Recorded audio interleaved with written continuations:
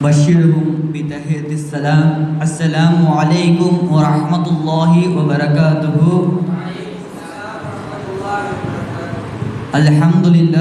الحمد لله رب العالمين والعاقبة للمتقين الصلاة والسلام على رسول الكريم أما بعد فقد قال الله تعالى في القرآن الكريم بعد أعوذ بالله من الشيطان الرجيم بفضل بسم الله الرحمن الرحيم اللهم صل على سيدنا محمد وعلى آل سيدنا محمد وبارك وسلم عليه اللهم صل على سيدنا محمد وعلى آل سيدنا محمد وبارك وسلم عليه اللهم صل على سيدنا محمد وعلى آل سيدنا محمد وبارك وسلم عليه. அல்ஹம்துலில்லாஹ். எல்லா புகழும் இறைவனுக்கே உரித்தாகட்டுமாக. அவன சாந்தியும் சமாதானமும் எம்பெருமான் முத்து முஹம்மது ஸல்லல்லாஹு அலைஹி வஸல்லம் அவர்கள் மீதும் அவர்களை பின்பற்றிய உத்தம சத்திய சஹாபாக்கள் தாபிஈன்கள் தபா தாபிஈன் நாதாக்கள் சுஹதாக்கள் குறிப்பாக நல்லோர்கள் அவுலியாமார்கள் இந்த மஜ்லிஸில் இந்த ஒரு போட்டி அரங்கத்தில் அமர்ந்திருக்கும் உங்கள் மீதும் இங்கு அமர்ந்திருக்கக்கூடிய நடுவர்கள் மீதும் உண்டாகட்டுமாக. ஆமீன். அல்லாஹ் முதன் குர்ஆன் ஆயத்தை கொண்டு நான் உரையை தொடர்கிறேன். அல்லாஹ் தன் குர்ஆன் ஆயத்தில் தொடர்கிறான், பூமியில் நீங்கள் சீர்கேடு செய்யாதீர்கள், அது திருத்தப்பட்ட பிறகு. இதற்கு என்ன அர்த்தம்? அல்லாஹ் தஆலா முதலாக ஆதம் நபி ஸல்லல்லாஹு அலைஹி வஸல்லம் அவர்கள் வரிசையின் வரவரையில் அவர்கள் சமுதாயம் ஒரு சமுதாயம் சீர்கேடு சைத்தானின் வஸ்வசாவின் காரணமாக அவர்கள் சீர்கேடில் நுழைந்தார்கள். அதன் காரணமாக ஒரு தலைமுறையாக நபிகளை அல்லாஹ் தாலா இந்த பூமியில் இறக்கினான். பூமியில் இறக்கி இந்த பூமியை ஒரு வாட்டியும் அல்லாஹ் தாலா சீர்கேடிலிருந்து நேர்வழிக்கு மாற்றினான். அதை போன்று தொடர்படியாக நமது முஹம்மது நபி ஸல்லல்லாஹு அலைஹி வஸல்லம் அவர்களுக்கு வரையும் வந்து அவர்கள் நிறைய விஷயங்கள் இம்மார்க்கத்தில் எல்லா விஷயங்களும் ஒரு சிறிய விஷயங்கள் கூட அல்லாஹ் தாலா நபியின் மூலம் இந்த உலகத்தில் அவர் அறிவித்து கொடுத்தார்கள்.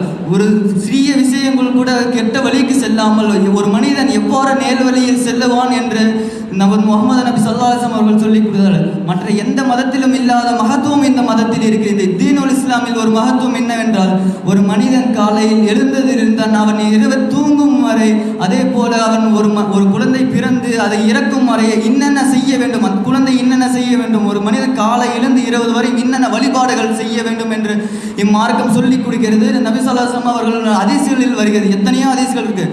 ஒரு விஷயத்திற்கும் வழிகாட்டுதல் அல்லாஹ் நபியின் மூலம் மார்க்கத்திற்கு நமக்காக அழைத்துள்ளான். அதே போன்று உலகத்தின் நிலைமை இன்றைய நிலைமை பார்த்தால் அதிகமான சீர்கேடுகள் சமுதாயத்தில் நிலவுகிறது. அதே போன்று மற்ற மதங்களில் நிலைந்தால் கூட பரவாயில்லை, குறிப்பாக நம் தீனில் இஸ்லாத்தில் இந்த சீர்கேடுகள் அதிகமாக வலம் வந்து வருகிறது. முந்தைய காலத்தில் இஸ்லாம் மதத்தை பற்றிய ஒரு முக்கிய குறிப்பு இருக்கிறது. முஸ்லிம்களா அவர்கள் பாவம் செய்ய மாட்டார்கள், அவர்கள் பொய் புறம் பேச மாட்டார்கள், அவர் போதை பழக்கத்தில் ஈடுபட மாட்டார்கள் என்று பார்க்க முடியாது. ஆனால் இன்றைய காலத்தில் ஏதாச்சும் ஒரு தீய விஷயங்கள் நடைபெறும் போது அதை நம்ம காதில் கேட்கும் போது அந்த விஷயத்தில் முஸ்லீம்கள் ஈடுபட்டதாக நம்மளுக்கு தெரிய வருகிறது. அப்படிப்பட்ட துர்பாக்கிய நிலைக்கு நம்ம சமுதாயம் வந்து நிற்கிறது. இந்த நிலையை மாற வேண்டும். இந்த நிலை குறித்து அல்லாஹ் தஆலா அன்றைய காலத்திலே அல்லாஹ் தஆலா குர்ஆன் ஆயத்தில் சொல்கிறான், அல்லாஹ் சீர்கேடை விரும்ப மாட்டான், எனவே நீங்கள் சீர்கேடு செய்யாதீர்கள். சீர்கேடை விரும்ப மாட்டான் என்றால் சீர்கேடை அவன் வெறுக்கிறான். சீர்கேடு என்பது சாதாரண போதை போன்றும் பொய் மோசடி விபச்சாரம் இது போன்ற மிக மோசமான சூழ்நிலையில் சென்று கொண்டு இருக்கிறது. அதை தொடர்ந்து இந்த தீனுல் இஸ்லாம் எத்தனையோ வழிகாட்டுகிறது.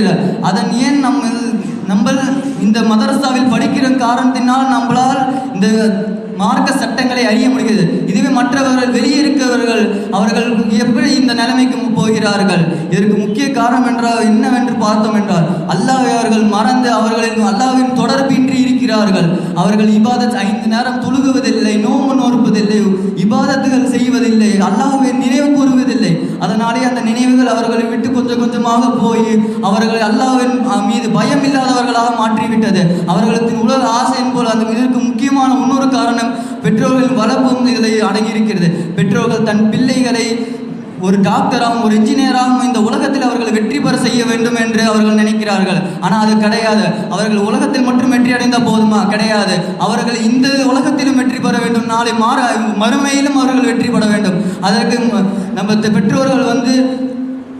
பெற்றோர்கள் தன் மகனை பிள்ளைகளையும் இது மக்தப் மசார்களுக்கு அனுப்ப வேண்டும். அப்படி அனுப்பினாலே அவர்கள் மார்க்கத்திலும் அவர்கள் தேர்ச்சி அடைவார்கள். இன்று உலக கல்வியிலும் அவர் தேர்ச்சி அடைவார்கள். உலக கல்வி மட்டும் என்று போதுமானதல்ல. அதே போன்று அவர்களுக்கு மார்க்க அறிவு வேண்டும். கண்டிப்பாக அந்த மார்க்க அறிவு இல்லாவிட்டால் அவர்களுக்கு ஒழுக்கமின்மை இல்லாமல் போய்விடும். பெற்றோர்கள் கவனிக்க வேண்டிய ஒரு விஷயம், தன் பிள்ளை யாரிடம் பழகிறான், அவன் நல்ல நண்பனா இல்லை கெட்ட நண்பனா என்று குறித்து அறிய வேண்டும். அவர்கள் அப்படி அறியாவிட்டால் அவர்களுக்கு பிள்ளைகள் பின்னாடி பெரும் வழியேட்டுக்கு செல்வார்கள். அதே போன்று நாம் பெற்றோர்கள் முக்கியமாக கவனிக்க வேண்டிய விஷயம் என்றால், தன் பிள்ளைகள் என்ன செய்கிறான், அவன் நல் விஷயங்களை கற்றிருக்கிறானா, அவன் நல்லது எது தீமை எது என்று பிரித்து காட்டக்கூடிய அறிவு அவனுக்கு வந்து விட்டதா, அவனுக்கு எப்படி நம்ம போதிக்க வேண்டும், அடுத்து பிறகு அவன் வாலிபத்தை எவ்வாறு செலவு செய்ய வேண்டும் என்று அவனுக்கு போதிக்க வேண்டும். அதே போன்றுதான் இதை திருத்த வேண்டும் என்றால் அவர்களுக்கு இபாதத்து, அதாவது மார்க்க சட்டங்களை அவர்களுக்கு அறிவிக்க வேண்டும். அதே போன்று அவர்களுக்கு முந்தைய சகாபாட்கள் நபிகள் எவ்வாறு அவர்கள் இருந்தார்களோ அதே போன்று அந்த வரலாறுகளை அவர்கள் சொல்லிக் கொடுத்தால் மட்டுமே அவர்கள் அதிலிருந்தே அவர்கள் புரிந்து கொள்வார்கள். எப்படி என் மகனை நான் வளர்க்க வேண்டும், எப்படி என் மகன் இந்த சமுதாயத்தில் இருக்க வேண்டும், நாளை மறுமையில் எப்படி இருக்க வேண்டும் என்று அவர்கள் அறிவார்கள். அதே போன்று அவர்கள் கற்றுக் கொடுக்கும் பொழுதே அவர்களுக்கு ஒழுக்கமும் அவர்களுக்கு தானாகவே கூடிவிடும். இதற்கு முக்கியமாக பெற்றோர்களும் ஒழுக்கமாக இருக்க வேண்டும். தன் பிள்ளைகளும் அனாவசியமான பேச்சுகளையும் அனாவசியமான செயல்களையும் செய்தால் பிறகு தன் பிள்ளை எப்படி இருப்பான், அதை போன்று அவர்கள் இருக்கக்கூடாது. தன் பிள்ளைகள் நேரான வழியில் செல்ல வேண்டும் என்றால் அவர்கள் அதுக்கு கரெக்டான முயற்சி எடுக்க வேண்டும். அது மட்டும் இல்லாமல் ஆன்லைன் வலைத்தளங்களில் தன் பிள்ளைகள் என்ன செய்கிறான், தனியாக 11 மணி 12 மணி இரவில் அவர்கள் தனியாக செல்ஃபோனை கொடுத்து உட்கார்ந்து செல்ஃபோனை நோண்டிக்கொண்டிருக்கிறார். கேம் விளையாடுவது நான் நீங்கள் குறிப்பிடவில்லை.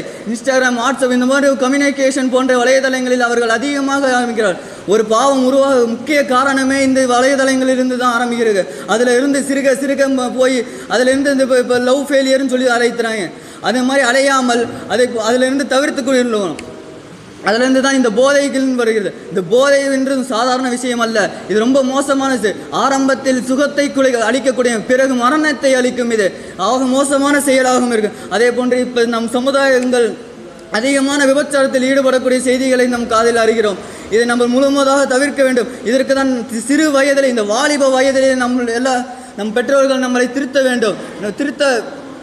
திருத்தப்பட வேண்டும். அதே போன்று மார்க்கத்தில் எது ஹலாலாக்கப்பட்டது எது ஹராமாக்கப்பட்டுள்ளது என்று நாம் அறிய வேண்டும். இதை அறிந்தால் மட்டுமே நம்மளால் நேர்வழி அடைய மாட்டோம். நாளையில் மறுமை நாள் அல்லாவின் அரிசி நிலையில் 7 நபர்கள் இருப்பார்கள். அவர்களில் ஒரு வாலிபர். அவர் எப்படிப்பட்ட வாலிபர் என்று தெரியுமா? அவர் தன் வாலிபத்தை சரியான முறையில் இபாதத்து செய்யும் வகையில் அவர்கள் செலவழித்து இருப்பார். அப்பேற்பட்ட வாலிபனே நாளை அல்லாவுடைய அரிசி நிலையில் அவன் இருப்பான். அதே போன்று இத்தனை பாவங்களை நாம் தவிர்த்து கொள்ள வேண்டும். என்ன செய்ய வேண்டும் என்றால் பொய்களை பேசக்கூடாது. பொய் நம்ம இடத்தில் இப்போ சர்வசாதாரணமாக பேசப்படும் இதாக ஆகிவிட்டது. பொய்களை நம்ம தவிர்த்து விட்டாலே மற்ற பாவங்கள் நம்ம தானாகவே நம்ம செய்யாமல் இழுத்து விடுவோம். ஒரு பாவத்தை செய்தாலே அவன் பொய் சொல்ல வேண்டும். அவன் அப்படியே பொய் சொல்ல அவன் மறுத்து விட்டான் என்றால் அந்த பாவத்தை அவன் செய்ய மாட்டான். இது போன்ற ஒரு சம்பவம் இருக்கிறது. ஒரு சஹாபி இருக்காரு. அவர் ரசூலுட்டா போய் யார் ரசூலுல்லாஹ், எனக்கு அதிகமான திருட்டுகளும் மது அருந்தும் பழக்கமும் புகையிலை பழக்கம் இது அதிகமான போதை பழக்கம் எனக்கு இருக்கிறது. இது நான் நீண்ட காலமாக செய்து கொண்டு இருக்கிறேன். இதை எப்படி நான் நிறுத்துவது என்று அவரிடம் போய் கேட்கும் பொழுது ரசூலுல்லாஹ் ஒன்று மட்டும் சொன்னார்கள், நீங்கள் பொய் பேசுவதை நீங்கள் தவிர்த்து கொள்ளுங்கள், இதுவே போதுமானது என்று சொன்னார்கள். அடுத்த நாள் என்னை சந்திங்கள் என்று ரசூலுல்லாஹ் சொல்லி அந்த சஹாபி அனுப்பி வைக்கிறார். அந்த சஹாபி வீட்டுக்கு போகிறார். இரவு நேரம் வருகிறது. இரவு நேரம் அவர்கள் மது அருந்திற்காக நாடுகிறார்கள். ஆனால் அவர்கள் செய்த சத்தியம் ஞாபகப்படுகிறது. காலையில் ரசூலுல்லாஹ்விட்டை நான் மது அருந்த மாட்டேன் என்று பொய் பேச மாட்டேன் என்று சத்தியம் சொல்லிவிட்டேனே. நாளை ரசூலுல்லாஹ்வை சந்திக்கும் போது ரசூலுல்லாஹ் நீ என்ன நேற்று இரவு நீங்கள் என்ன செய்தீர்கள் என்று சொன்னால் நான் என்ன சொல்ல வேண்டும், நான் உண்மையை சொன்னால் எனக்கு அவமானமாகிவிடுமே என்று அவமானமாகிவிடும் என்று சொன்னார்கள். அவமானம் என்று சொல்லி அவர்கள் அந்த இரவு எந்த பாவத்தையும் செய்யாமல் தவிர்த்து கொண்டார்கள். நாளை இதே போன்ற ஒரு பொய் பேசாமல் இருந்தாலே மற்ற இபாதத்துகளை விட்டு மற்ற தீய விஷயங்களை விட்டு நம்ம தானாகவே விலகி விடுவோம். அதே போன்று இருக்கும் பாக்கியத்தை வல்லாஹ் ரஹ்மான் நமக்கும் நம்ம அனைவருக்கும் தந்தல் புரிவான. வாஹிர் தாவானில் அல்ஹம்துலில்லாஹி ரப்பில் ஆலமீன். அஸ்ஸலாமு அலைக்கும் வரஹ்மத்துல்லாஹி வபரகாத்துஹு.